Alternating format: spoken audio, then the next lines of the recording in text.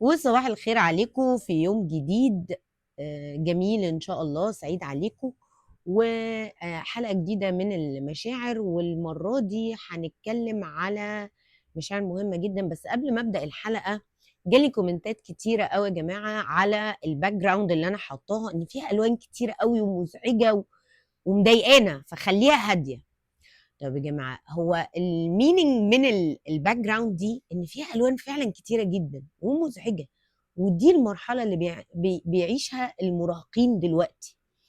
تخيلوا لما تبقى كل الحاجات دي حواليهم فجأة، مشاعر مختلفة ومختلطة وعايزين، ولازم يعدوها، لازم يعدوها.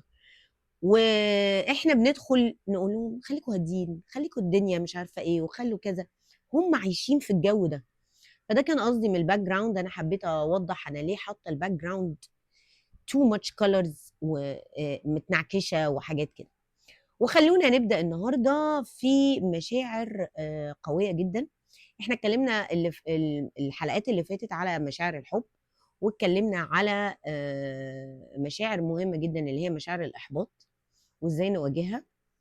واتكلمنا على تمرين مهم جدا ان احنا لازم نعمله كل يوم، ان احنا نكتب انا بحس بايه وليه، عشان اقدر اتعرف على مشاعري. فتعالوا النهارده نشوف مشاعر جديده ممكن يكون المراهقين مش حاسين بيها، بس نبدا نتعرف عليها. اللي هي مشاعر ايه؟ عدم المسؤوليه، وازاي اتغير وابقى شخص يعتمد عليه. ده كلام كبير قوي. ساعات في ولاد وبنات ما بيبقوش فاهمين، انتوا ليه كل شويه تقولوا لي اكون مسؤول؟ ليه كل الناس بتزعل مني لما اكون مثلا مش مهتم؟ بنسى، بتكاسل، مش عايزه اذاكر النهارده، مش قادره اكتب، مش قادره اروح الدرس، ماليش نفس.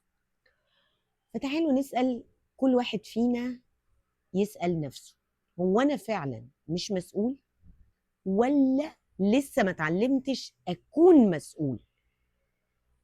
بص يا صديقي، في سن المراهقه ده طبيعي جدا تحس ان المسؤوليه تقيله، وانك تحس انك مش عايز تتحمل حاجه، ولا حد يقول لك تعمل ايه وما تعملش ايه، ولا الليله دي خالص خالص خالص. احنا مش في دماغنا خالص. بس اللي يمكن مش واخد بالك منه ان المسؤوليه دي مش عقاب، مش عقاب ليك خالص. ده السر بيخليك تبقى انسان محبوب، ناضج، مؤتمن عليه، الناس تبقى واثقه فيه. الشخص اللي بيبدا يحس بالمسؤوليه بيتغير، اهله بيحترموه اكتر، صحابه بيعتمدوا عليه، الناس بتحبه جدا وبتثق فيه، وهو نفسه بيحس انه كبر، وانه عارف ياخد قراراته، وانه له قيمة، وانه مش طفل صغير مستني ان حد يوجهه. انا عشان اوصل للمرحلة دي مش بالكلام بس، لازم اكون فاهم يعني ايه الشعور بعدم المسؤولية، ونعرف هي ايه انواع المسؤوليات اللي عند المراهقين اللي هم لازم يبقوا عارفينها.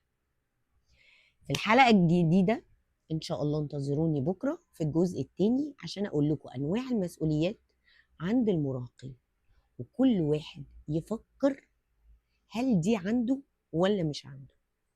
حاولوا تكتبوا لي النهاردة الهوم ورك بتاع النهاردة، إن انتوا تكتبوا يا ترى أنا شايف نفسي المفروض في المرحلة دي أكون مسؤول عن إيه. وانتظروني في الجزء التاني من الشعور بعدم المسؤولية.